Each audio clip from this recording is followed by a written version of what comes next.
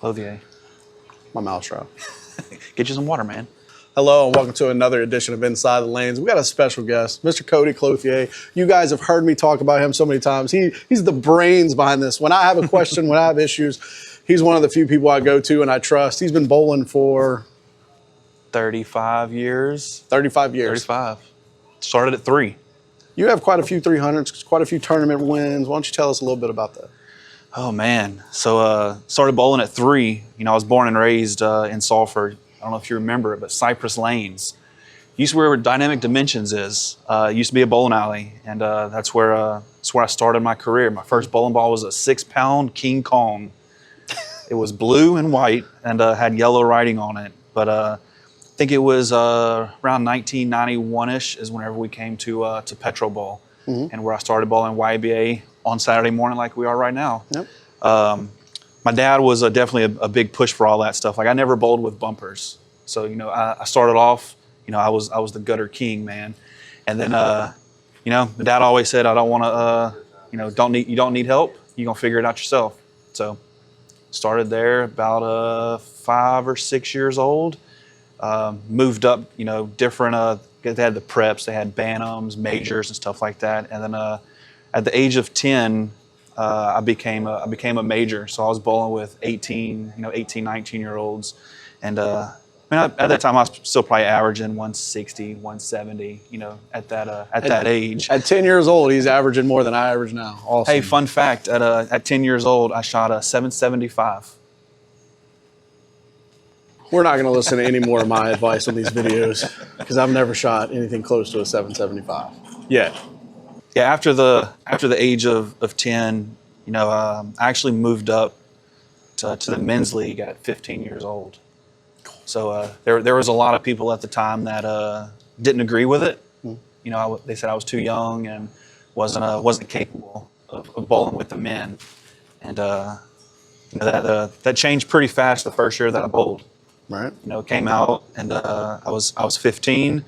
I had actually turned 16 and went and bowled a high roller in Las Vegas. Most people on here that's been bowling a while probably knows what that is. It's one game, $250, win or lose, go home. So I was 16 years old, went up there and actually made it through 3 rounds and then lost the 4th to a wobble 10-pin.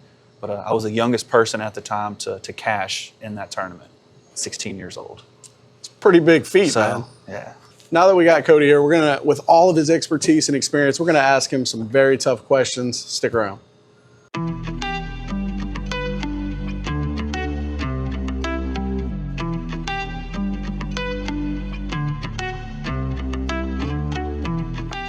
We are back. We're with Mr. Cody Clouthier. We got a couple balls in front of us, Cody. Here's my question. First shot in warm-up, I throw a ball, it hooks the way I want it. It hits the pocket exactly where it needs to hit. As the night progresses, it's no longer hitting that spot. What do you switch to? Why do you switch to it? What are you looking for on the lane to indicate that you need to switch to it? Yeah, so what I like to do is obviously the first couple shots, for me at least in league, they're super slow because I'm trying to get loose and all that stuff. So it's kind of hard to read the lane on those kind of shots. But let's say you're warmed up, or for me, for instance, we're warmed up and you know we're in league, we're bowling, and usually I'm gonna start off with the good old Pure Madness. It's one of my more aggressive balls. But one thing that I'll watch is, you know, we'll throw some shots later, but I'm a pretty speed dominant, probably around 18 and a half miles an hour. Used to be quite faster, probably 480, 500 on rev rate. So I'm usually right of a lot of people that's bowling. But playing with the Pure Madness, and let's say I'm getting a really good reaction, and then I throw a shot and, you know, it skids too far, or maybe it jumps up a little early. First tell sign is, did I throw the ball good? Did I stay behind the ball? Did I wrap around it? Did I chicken wing it? Or is the lane starting to break down? Is it starting to transition? Check my speeds. If you know, if everything's good, I knew I threw a really good shot, and let's say it just went too far. You know, maybe I'm starting to get a little bit of carry down, or maybe being that it's a solid ball, maybe it's starting to burn up some of that energy because this ball right here is trying to read a little bit earlier. So what I would do on that, for instance, if it's going a little long, I'm going to switch over to my vibe. It's a little longer, a little stronger on the back. So it allows me to get through the heads and, you know, kind of beat where the transition is going to happen at the end. And the ball actually start reading a little bit later, stores its energy. You know, that way it's able to finish at those angles. So here's a question. You said this is a solid, right? That is a solid. I have this ball, so I know for a fact it's a hybrid. Yep. Is that an immediate thing that you would switch to from a solid directly to a hybrid, or the cover plays no factor in it? It all depends on what type of lane, what kind of shot we're bowling on, standard house shot or not, or you know, or if it's a pattern. You know, to me, it really doesn't make that big of a difference. If I'm just going to go to a shiny surface, it can be the hybrid or it could be a standard pearl. You know, for house shots here at Petro, it really doesn't matter. Just get something that gets me a little bit further down the lane. Now, if my pearls are not reading right, or if I maybe need a little bit more grab, I may switch to go to the hybrid. Right. But it's usually how I'm getting that reaction off the spot or off the break point, we should say. If I'm getting a delayed reaction or an earlier read, that's pretty much going to tell me if I need to go to something a lot more less aggressive or something that's going to read earlier, something like that. So that is your main focus when deciding whether or not you're in the right ball, is when the way that the ball is rolling off the spot. Off the spot, yeah. What about the skid through the oil? That shouldn't really play a factor into it? Oh, 100%. So you got 3 ball motions. You got skid, hook, roll. Right. You want to be in those phases. To get through the skid part, depending on what type of ball, what kind of pattern that you're throwing on, if you have a longer pattern, you're going to want something that's going to read the lane later, the way it's storing some of that energy. Like these balls right here with the lower RGs, they're going to read the lanes a little earlier. Like this ball's got luckily I have a really good friend, Aaron Johns, that owns a ProShop. So he knows all the patterns, he knows how to bowl, but he puts all my angles and all my stuff. I just give him the ball and say, hey, you know what to do. I need this. I need this, and he does it.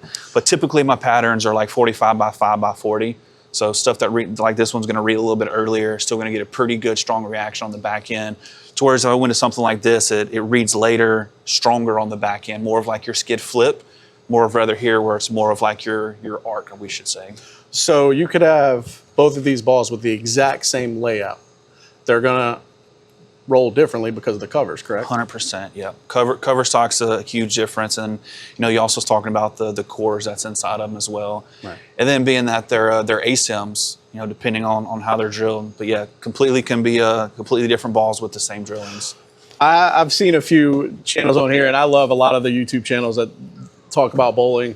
But I have a question for you, and it's debated. What's more important in a bowling ball, the cover stock or the core? My opinion. In today's game, I'm cover stock. I'm gonna say cover stock. Now, back in the day, it was core, because if you had a weaker core, it didn't flip as much. Oh yeah, so back in the day, there was they had what's called flat patterns. It was just leveled oil, and technology that we have now, you can miss off your hand, you can miss on the speed, and the ball's going to recover. You get it out a little bit right, you may touch that friction, and you may have made a terrible shot, but with today's technology, you get a good read and you strike, and you're like, oh man, I threw a really good shot, and you really didn't. Back in the day, you had to make the ball do what you wanted to do. Exactly. You had the rubber balls, the good old Thunderbolt dual blocks and stuff like that. You actually had to work it. So what are some things that you look for on the lane that help you decide whether you need to move to a weaker ball, move to a stronger ball, move left or move right when transition starts happening? So a lot of the tell signs on that is where your ball's finishing when it comes off the deck. Okay. Finishing behind the 9-pin, or you're finishing behind the 8-pin? What type of deflections are you getting? Let's say I'm throwing some really good shots and I'm starting to get some flat 10s. Flat 10s meaning the ball's not getting the drive. It's one hook a little late, doesn't quite have that drive going through the pins. The ball's deflected, almost taking out the 10 pins. Super weak.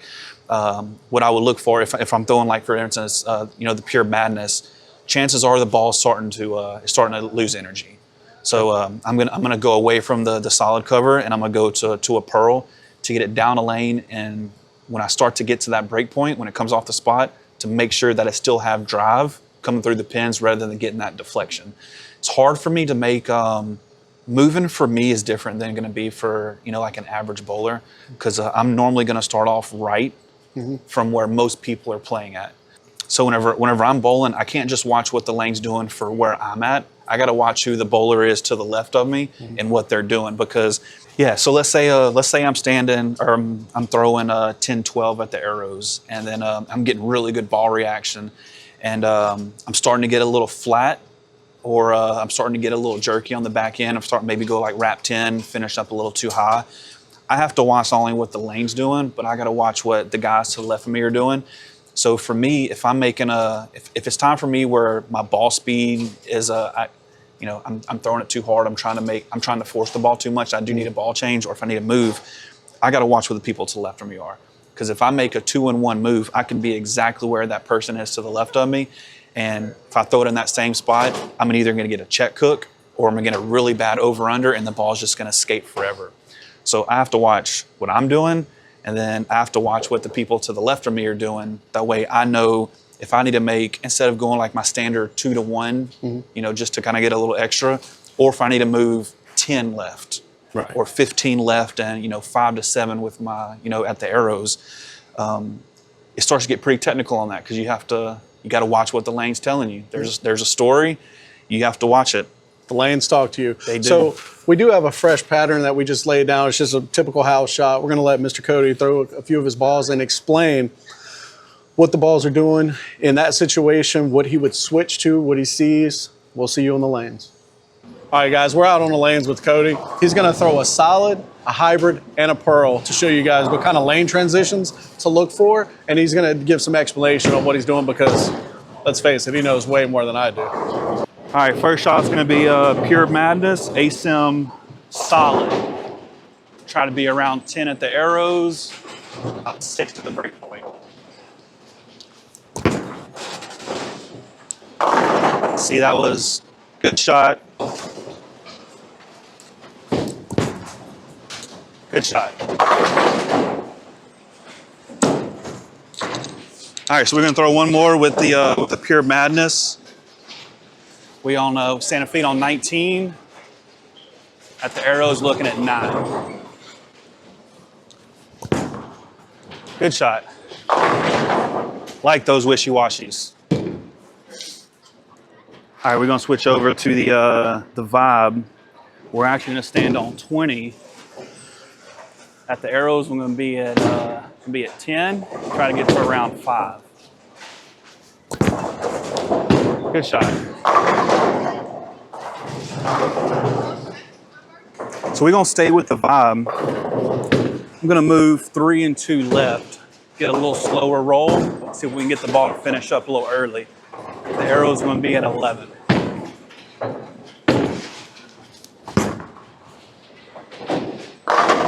Ooh, 7. Finished a little late. We're gonna stand in the same spot, and we're gonna be a little more aggressive on the hand.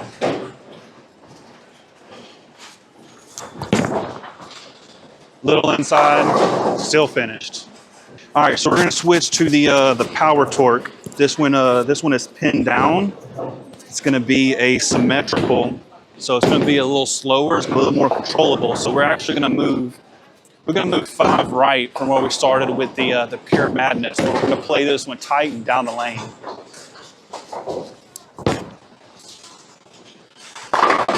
Ooh, trip 4-9. Even though we had good results, it did finish a little high because we had a late 4-9. So what we're gonna do is we're gonna bump 2 and 1 left. Keep the same speed, same line. That should be a good shot. Perfect. So you've thrown all 3 balls. You threw a solid, threw a hybrid, threw a pearl. This is a fresh house shot. Which one would you choose? Why? Then which one would you switch to? So after throwing some pretty decent shots, a couple things that I noticed on my Pure Madness, which is my stronger ASIM solid.